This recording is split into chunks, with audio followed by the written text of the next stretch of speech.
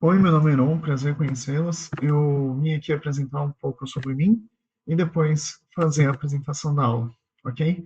É, eu sou aqui, eu sou professor e mestre em física, né? Estou cursando agora uma pós-graduação em docência do ensino superior. Já fiz a minha pós junto com uma bolsa dentro da Univesp enquanto eu fazia o meu mestrado, né? Sou bacharel em física e estou cursando também ciência de dados pela Univesp. Eu sempre tive bastante conhecimento na área, mas eu precisava dos certificados, né, referentes às competências que eu fui desenvolvendo ao longo da minha graduação, das minhas experiências profissionais. E também, né, lá na época do ensino médio, eu fiz técnico de informática com ênfase em programação pela ETEC. A, a minha carreira, né, ela se iniciou quando eu tinha 16 anos de idade. Eu comecei a dar aula no Senai, de CNC.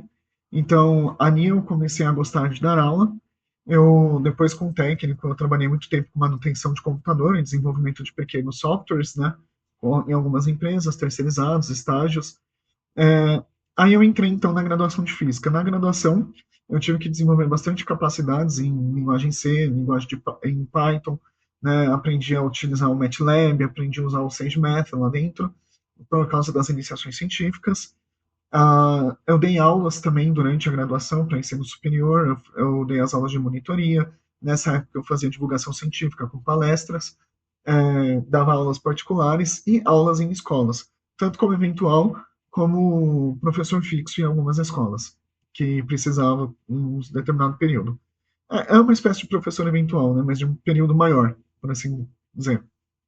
É, as minhas iniciações científicas foram voltadas na área de astrofísica e cosmologia, mas eu sempre tive envolvido em diversos projetos, com colegas e amigos da faculdade que me pediam ajuda, que tinham que rodar simulações de planetas, de partículas no espaço, e eu ajudava eles com a parte de programação, de simulação. Era uma coisa que eu sempre gostei bastante de fazer, né? Eu terminei o mestrado, né, na área de cosmologia. Durante o curso do mestrado, eu fiz um curso no INPE, né, de séries temporais, para astrofísica, mas eu utilizei bastante a parte de transformada de Fourier, limpeza de ruído, em sinais. Depois disso, que eu terminei o mestrado, eu mudei para São Paulo. Na mudança de São Paulo, eu iniciei o meu emprego no Bradesco, e durante o meu emprego no Bradesco, eu trabalhei com diversas partes de Big Data. Então, eu utilizei ferramentas como Astro, Spark, SQL, Python, né, PySpark, Hive. Eu utilizei de todas essas ferramentas e muita inteligência artificial para conseguir construir os projetos que a gente tinha dentro do Bradesco, modelagem estatística, previsão, índices. Tanto eu fazia mais para criação de previsões, né, de modelos preditivos. Entretanto, eventualmente eu tive que fazer um outro trabalho voltado para Power BI e dashboards e coisas do gênero. É, Saí do Bradesco para voltar para a sala de aula, e no período em que eu comecei a dar aula para ensino médio, porque em São Paulo eu iniciei minha carreira do nada, né? Eu vim para cá e comecei do nada.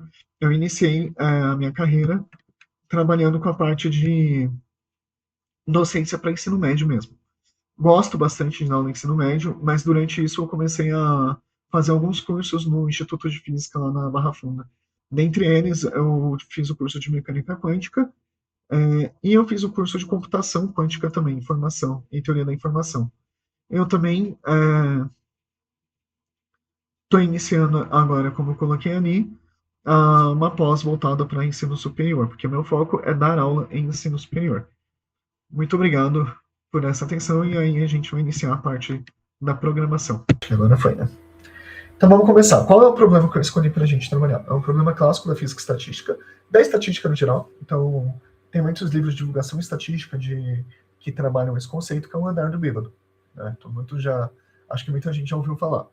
É um problema estatístico comum, onde você tem um bêbado que anda em linha reta, ele está numa rua reta, ou seja, ele não pode andar para os lados, ele ou anda para frente ou para trás. Ele não tem espaço para andar para os lados. A gente coloca aí, vamos supor que cada passo dele tenha 1 metro de distância. A ideia é saber, depois de quantos passos que ele der, em qual posição ele vai dar. Por exemplo, se ele der 5 passos para frente, vamos colocar aí 10 passos. Ele deu 5 passos para frente, 5 para trás, ele está no zero, onde ele começou o movimento, certo? Ele deu 7 passos para frente e 3 para trás. Né? Então ele vai ter andado 4 metros, considerando aí que cada passo dele tem 1 metro. Tudo bem? Então, o problema é esse, é basicamente isso. E a ideia é onde que ele vai estar, né? Qual o espaço que ele vai ter andado, né, depois de tantos passos. Qual é a probabilidade da gente encontrar ele? A probabilidade de ele ter andado 1 metro, 2 metros, ele ter andado para trás 4 metros, porque ele tem tanta probabilidade de andar para frente quanto para trás. É só um problema aí, um problema de motivação pra gente, tudo bem? Então a gente vai começar aqui. Eu vou colocar os códigos aqui. Vou colocar aqui o CNC, que ele vai limpar todas as saídas do Windows, tá?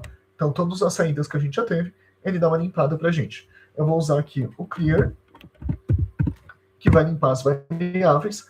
Então, por exemplo, eu rodei algum programa antes e tudo, se eu utilizar aqui, o programa ele ignora tudo que foi rodado antes e vai focar só nesse programa. Eu vou utilizar aqui porque para mim vai ser importante, para que não tenha nada já armazenado em variáveis. Esse clear ele vai limpar as variáveis, então todas as minhas variáveis vão estar resetadas, todos os meus espaços que o computador reserva para variável vai estar limpa, ok? E aí eu vou usar aqui o close all. Então se eu já rodei algum gráfico, alguma janela, ele já abriu alguma janela, o close all vai ser o suficiente para a gente poder fechar isso daí, tá? Aí aqui a gente vai começar já a trabalhar a ideia do programa, né? Então, esse bêbado pode para frente e para trás. Eu vou começar com a ideia de 10 passos. Então, se ele vai dar um passo para frente e para trás, ele tem uma probabilidade de dar 50% de chance de dar um passo para frente e 50% de chance de dar um passo para trás. Tudo bem? Então, mas tem como ser diferente dele ter, sei lá, 80% de dar um passo para frente e 20% de dar um passo para trás? Tem, né? Se você pegar nesse problema do bêbado, lembra que esse problema do bêbado que a gente está trabalhando, ele vai ter outras aplicações, né? Então, assim, se a gente usa essa analogia do bêbado, mas a gente consegue estender para outras aplicações, tudo bem? Então, aqui, nesse caso, a gente está falando do bêbado, nesse próprio exemplo do bêbado, né, que a gente está brincando, ele vai ter ele pode ter 80% de passo para frente? Pode. Vai que de repente ele está com a mochila, aí ele colocou a mochila para frente, está carregando uma bolsa, alguma coisa assim que dá mais peso para ele para frente, que tem uma tendência maior de ele ir para frente, tudo bem? Então aí a gente vai ter uma probabilidade maior em números diferentes. Mas aqui eu vou trabalhar no caso mais simples, por assim dizer. Vocês vão ver que depois que eu codificar o programa, vocês podem trabalhar do jeito que vocês acharem melhor, tudo bem? Então aqui eu vou colocar aqui a probabilidade de 0,5, certo? Ponto e vírgula. Peço desculpas se tiver barulho de reforma, mas meu vizinho ele decidiu reformar a casa justo hoje, que eu decidi gravar, né? Então é bateção de martelo, furadeira. Mas vamos lá, a gente continua. Não vai atrapalhar a gente, beleza? Então eu coloquei aqui, P seria a probabilidade de passos para frente, tudo bem? A gente pode anotar, isso daqui é uma boa, inclusive, né? A probabilidade de passos para frente, tá? E o que ele vai ser a probabilidade de passos para trás. Opa, para trás, ok? Então aqui a gente consegue observar que eu tenho a probabilidade de passos para frente e a probabilidade de passos para trás. Quando eu coloco esse porcento, o MATLAB ele vai ignorar como código. Ele é um texto aqui que eu estou colocando para eu poder lembrar futuramente, quando eu olhar esse código novamente, ou, se eu for trabalhar com outras pessoas, eu poder falar o que cada linha está falando, para ter uma comunicação melhor. Assim, o que eu incentivo? Coloca essas instruções em inglês, que é a linguagem universal. Como eu estou aqui falando com vocês, dando essa aula aqui, então eu decidi colocar em português mesmo, para poder facilitar. Mas é normal que você encontre, quando você encontra esses códigos em fóruns, em coisas assim, por exemplo, se você precisar de um recorte de código, alguma coisa assim em fórum, você vai ver que as instruções estão em inglês, tudo bem? Vamos lá. Aqui eu vou definir uma outra variável, tá? Isso tudo que eu estou fazendo é definindo algumas variáveis, tudo bem?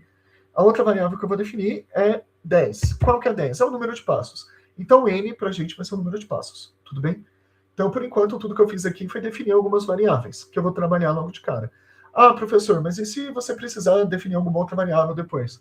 Não tem problema, a gente pode codar, a gente pode rodar a parte do código e depois definir variáveis conforme for precisando. Não tem essa prisão, né, de declarar todas as variáveis antes. A gente pode fazer isso ao longo do desenvolvimento. For, beleza? Vou definir uma variável n1, certo? Essa variável n1, ela vai de 0 até n, certo? O que vai acontecer? Então, o que eu estou falando? Que n1 ele vai receber valores de 0 até n. Beleza? Esse n1 que eu estou colocando aqui, né, teoricamente, para a gente, vai ser os passos para frente. Tudo bem? Então, ele vai ter dado 10 passos. Se ele deu 8 passos para frente, o n1 vai valer 8. Certo? Então, o que eu vou fazer? O que eu preciso fazer? Eu preciso saber a quantidade de... Assim, eu tô falando muita teoria, mas assim, sem a teoria, a matemática, eu só estou jogando um monte de números aqui e códigos. Então a gente precisa estar fazendo, tá dando significado para o que a gente está fazendo aqui em tela, certo? Então o que eu vou fazer? Eu preciso calcular a quantidade de maneiras que ele tem de dar cada passo, certo? Como assim, professor? Como assim a quantidade? Por exemplo, ele pode, por exemplo, para chegar no número 4, dar 7 passos para frente, certo? 3 para trás. Mas ele pode também 3 passos para trás, que é um jeito, começa dando uns passos para trás, e depois vai para frente. E ele vai chegar no 7 positivo, né? Então, qual que é a minha ideia? A minha ideia é trabalhar com ele todos os números possíveis que ele vai estar dando aí passos para frente e para trás, né? Por exemplo, um exemplo mais clássico, que eu acho que fica até melhor. Para ele ficar parado no lugar, ele pode dar 5 passos para frente e 5 passos para trás. É um jeito dele fazer isso. Mas se ele der um passo para frente e para trás, um para frente para trás, um para frente para trás, ele vai parar no lugar onde ele estava. E você vê que dar um passo para frente e para trás, é diferente dele dar 5 para frente e voltar 5 para trás. Então são dois jeitos diferentes dele chegar no mesmo resultado. Então eu vou fazer um cálculo aqui de combinação para a gente poder saber de quantas maneiras ele pode fazer cada um desses passos. Tudo bem? Então eu vou criar aqui a variável quantidade de passos, tá? Vai ser igual. Agora é interessante, porque a gente vai ter que trabalhar a quantidade de passos que ele deu. Então, é uma combinação, como eu bem disse para vocês. Então eu vou utilizar da biblioteca aqui e vou colocar um fatorial. Vocês lembram do que é um fatorial? Desculpa. Primeira coisa, eu abro um parênteses, tá?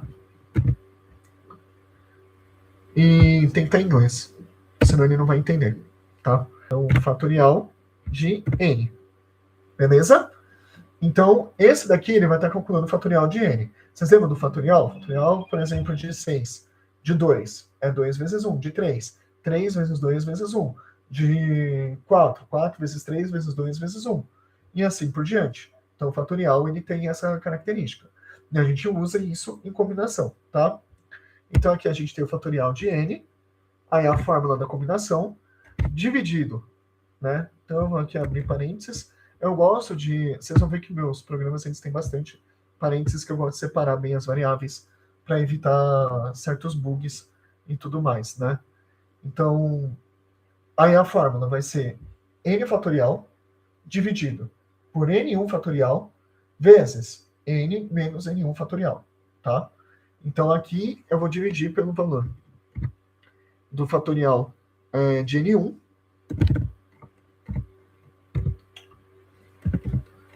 Aqui apareceu.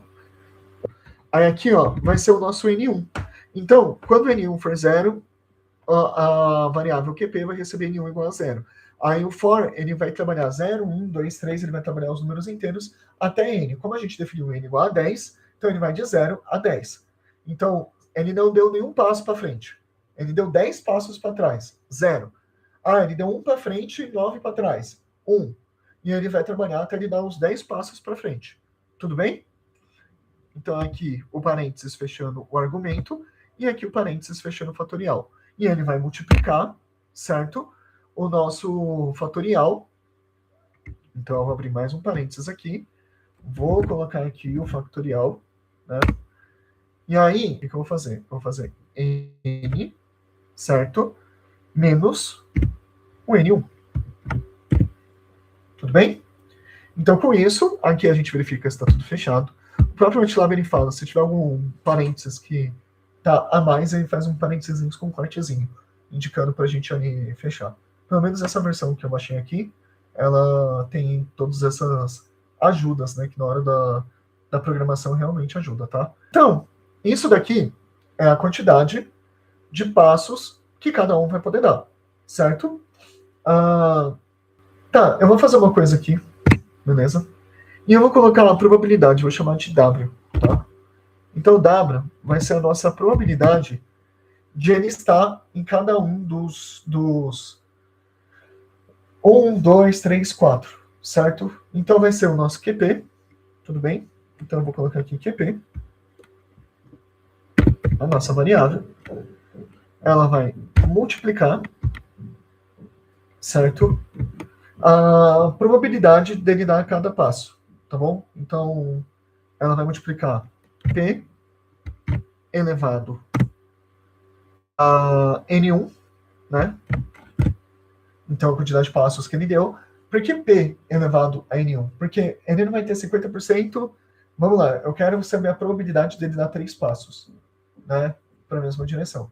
Então, vamos lá, ele deu o primeiro passo, é 50% de chance de ir para frente e de ir para trás. Ele deu o segundo passo, é mais 50% de chance. Quando você acumula as probabilidades, você multiplica elas. Então, vai ser 50% vezes 50%. Então, em 3 passos, ele dá 2 passos para frente, é igual a 25%. Tá? E aí, dele dar o terceiro passo, você vai ter que multiplicar 50%. Então, por isso que é P elevado a 1, que é a probabilidade que eu coloquei ali em cima, né, dele dar um passo para frente, né, multiplicado pela quantidade de passos que ele está dando para frente, que é o N1, que vai de 0 a N dentro do nosso for. Beleza? Beleza, visto isso, isso vai multiplicar, lógico, né? Então, eu vou fazer aqui, eu vou abrir mais um parênteses. Eu falei para vocês que eu gosto, né? Ele vai multiplicar a probabilidade do Q dá esses passos também. Então, esse aqui é elevado, vou abrir outro parênteses, de N menos N1, tá? Eu vou fechar um parênteses aqui, que aí ele já conserta tudo, tá bom? Aqui eu comentei, ó, se eu fizer mais um parênteses aqui, ó, que não é necessário, você vê que no próprio código ele dá um cortezinho, que não é necessário. Aí eu fecho ele aqui. Então eu defini a probabilidade dele estar em cada uma das quantidades de passo. Tudo bem? Vou colocar aqui.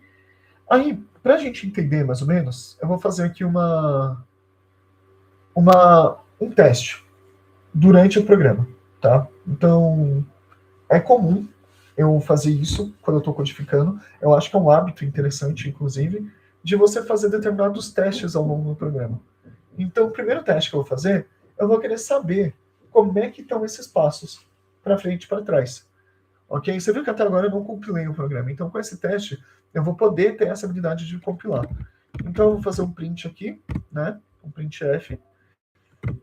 Vou abrir um texto. Opa! Vou abrir um texto aqui, certo? Nesse texto, eu vou colocar o que eu preciso. Beleza? Então, vamos lá. Para N1, beleza? Então, aqui, para N1, ele vai ser igual. Eu vou colocar aqui a variável que eu quero que entre. Aqui, beleza? Esse porcentagem D, ele vai estar mostrando onde a variável vai entrar, tá bom? Então, beleza. A probabilidade de ele estar em algum canto, então eu vou colocar só a probabilidade será, para não economizar texto, certo? Que é o nosso W, né?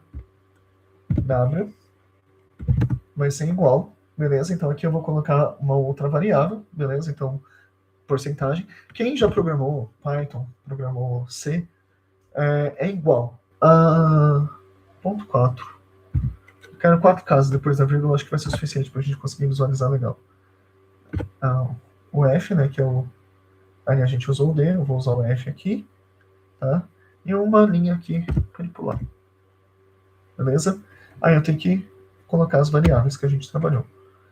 Então, qual variável aqui? Bom, a primeira variável que eu quero que apareça é o N1, né?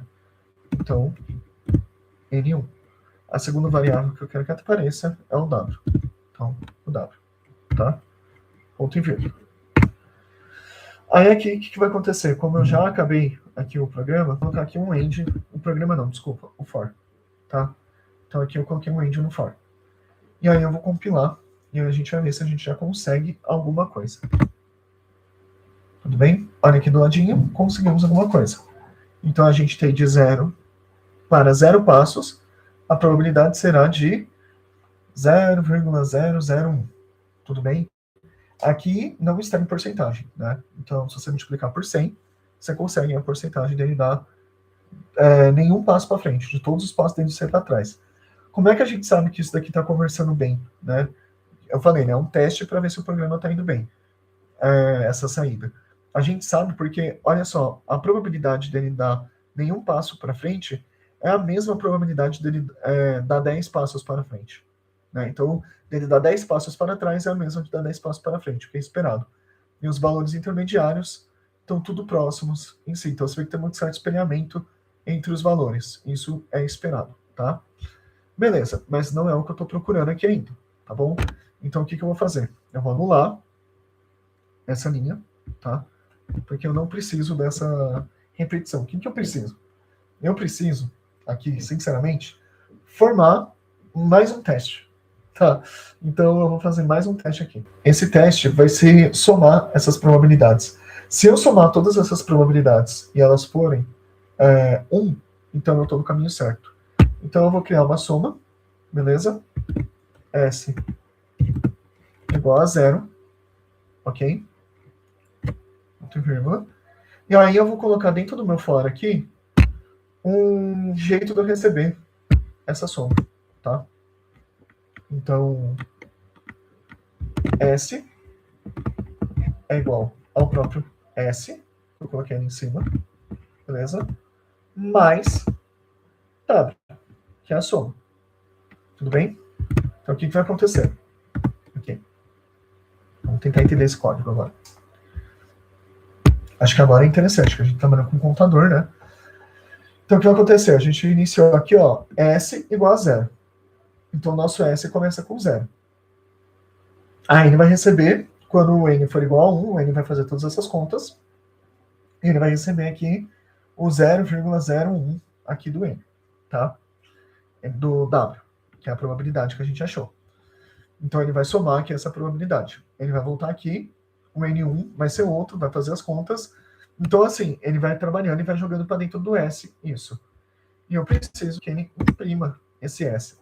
Se eu colocar dentro do for, para cada S, ele vai me devolver o valor da soma. E eu só quero o valor total. Então, eu vou colocar para fora do for o print desse S, tá? Que aí, o que vai acontecer? Ele só vai pegar o final. Então, ele vai pegar só o resultado final e vai devolver para a gente. Então, ao invés de eu fazer... Se eu colocar dentro do for, ele vai devolver para cada linha que ele fizer, para cada conta que ele fizer, ele vai devolver ali, como se fosse um passo a passo. Se eu coloco para fora, eu não tenho esse problema, tá? Então, aqui, beleza? Vou abrir aqui a questão, soma. Soma igual, porcentagem. Beleza? Vou colocar aqui 5 casas depois da vírgula. Acho que tá bom, né? F. Ok? E S. Tá bom? Aí ele devolve pra gente aqui o valor que eu tô querendo.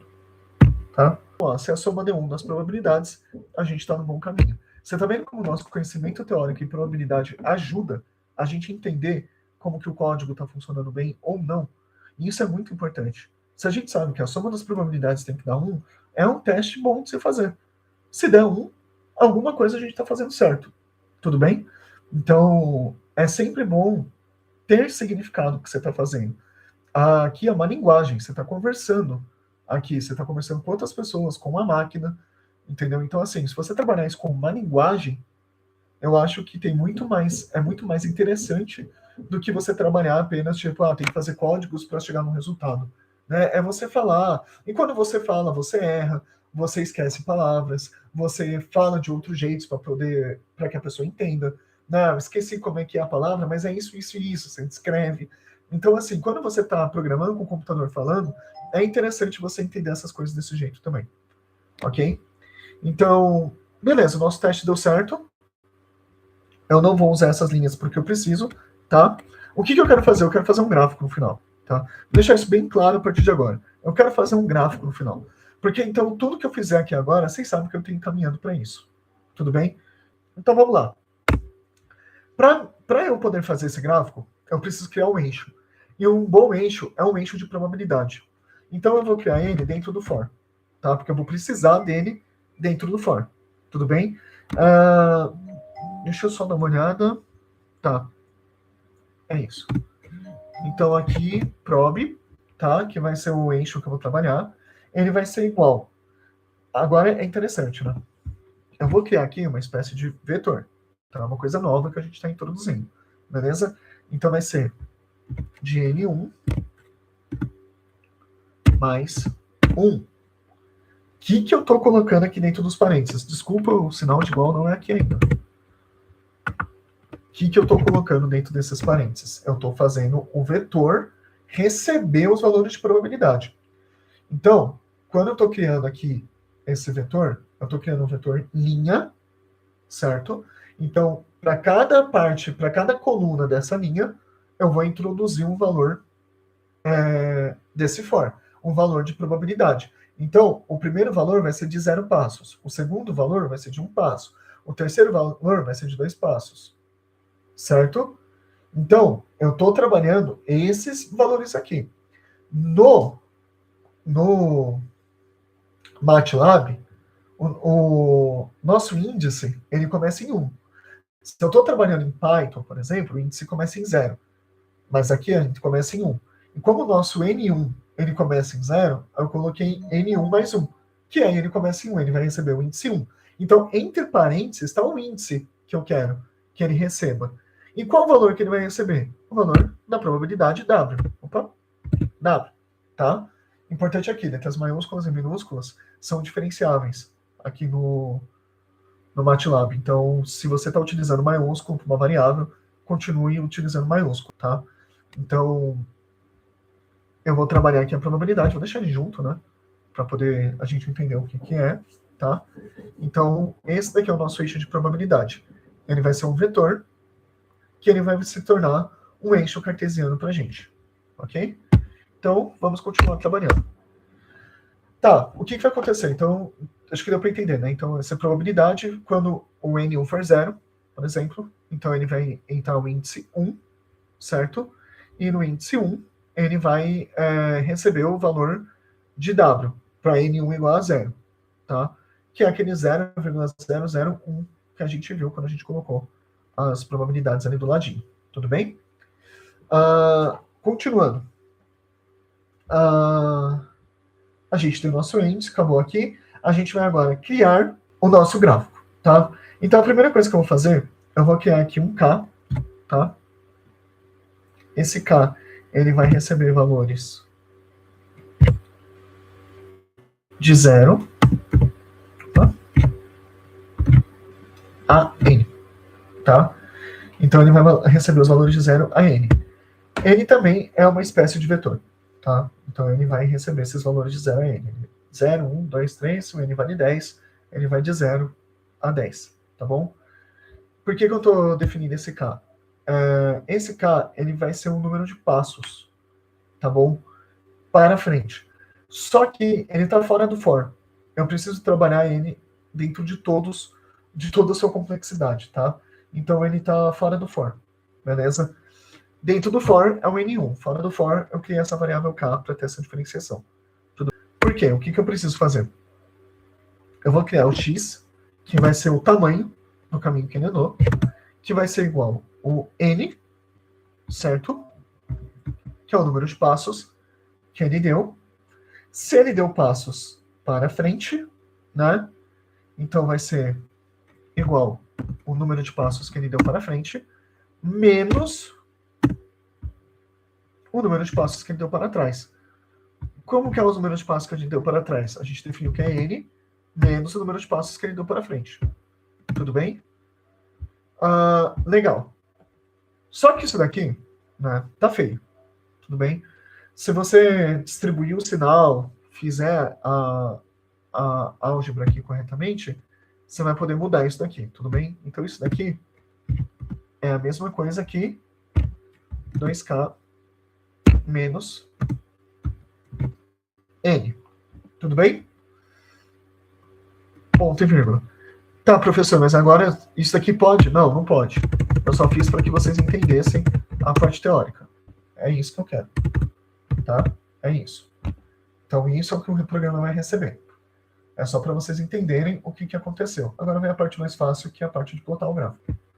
Plot. Aí eu vou colocar aqui, dentro do plot, o eixo que a gente vai trabalhar, o eixo X e o eixo Y. O eixo que a gente vai trabalhar para o começo é o X, tá? O outro eixo é aquele probe que a gente definiu ali em cima, tá vendo? Ele já até indica onde que está a variável dentro do programa. Você vê que ele está marcado aqui, ele está marcado aqui. E eu vou colocar o desenho que eu quero que tenha nos pontos, tá? Isso daí é mais uma graça, por assim dizer, mas eu acho que é interessante aqui, só para a gente poder ver onde estão os pontos, tá bom? Aí aqui eu vou colocar mais uma parte, grid on, tá? Ou seja, eu quero que tenha uma grade ali, só para a gente conseguir visualizar melhor, tá? Não é tão importante, mas é interessante. X label, tudo bem? Então eu quero que tenha um nome, eu vou colocar um nome para o eixo X, beleza? Eu vou colocar um nome de posição final, tá? Se eu der um nome para o X, vou dar um nome para o Y também, tá? E aqui vai ser a probabilidade, né? Que a gente já está trabalhando. Então, vou colocar aqui a probabilidade, tá bom? Tudo bonitinho. Eu acho que é isso. Bom, vamos ver se gerar esse gráfico aí. E gerou o nosso gráfico, tá bom? Vocês conseguem observar bonitamente o gráfico ali do lado, né? Lindinho. E esse gráfico é um gráfico muito bem conhecido pela gente. Chama-se gráfico de Gaussiana, tá? Ele tem esse formato de sino. Ele é um gráfico extremamente utilizado na estatística. Ele aparece. Não é que ele é utilizado do jeito que a gente força, ele aparece na estatística, né? Então, se você... Onde que você vai observar? Ele vai aparecer, por exemplo, quando a gente estava na pandemia, né? Se você olhar os gráficos de achatamento da curva, que o pessoal falava que o SUS não ia aguentar, o número de indivíduos que estavam doentes e tudo, era um gráfico do estilo gaussiano. Então, esse gráfico ele aparece em diversas vezes, em diversas situações estatísticas. Gráficos de crescimento populacional, gráficos de investimento. Quando você tem numa fábrica produtos, né? Eu quero, por exemplo, você está numa fábrica de caixas de leite, beleza? Toda caixa de leite tem exatamente 1 litro? Não, né? A máquina ela vai ter variações. Então, você vai colocar aqui nesse gráfico que você espera onde está o zero ali, que é a média maior, né, no nosso caso dos passos do bêbado. Então, na maioria dos casos, ele vai ficar no meio do caminho. Numa caixa de leite, você quer que ele esteja ali, que aquele zero seja 1 litro seu. Então, você não quer que ele tenha uma grande variação para cá. Se ele tiver uma variação muito grande para cá, você vai ter mais leite, mais para a direita, né, do gráfico, você vai ter mais leite, então você vai estar perdendo produto, você vai estar vendendo mais produto por um preço de 1 litro. Se ele tiver muito para baixo, você está colocando menos produto na caixa. E isso pode gerar processos e vários problemas para você. Então, esse gráfico ele aparece em diversas situações, tá? Então, eu quis colocar ele aqui. Ele é um gráfico a gente chama de Gaussiana, tá? Ele aparece também numa transformada de Fourier, né? Então, quando trabalha com séries temporais, ruídos, limpezas de ruídos e tudo, É muito comum a gente trabalhar com esse tipo de gráfico estatístico, certo? Então, quando você vai limpar os dados, ele vai aparecer também. Obrigado por assistirem a aula. Espero que tenham tido um bom aproveito dela.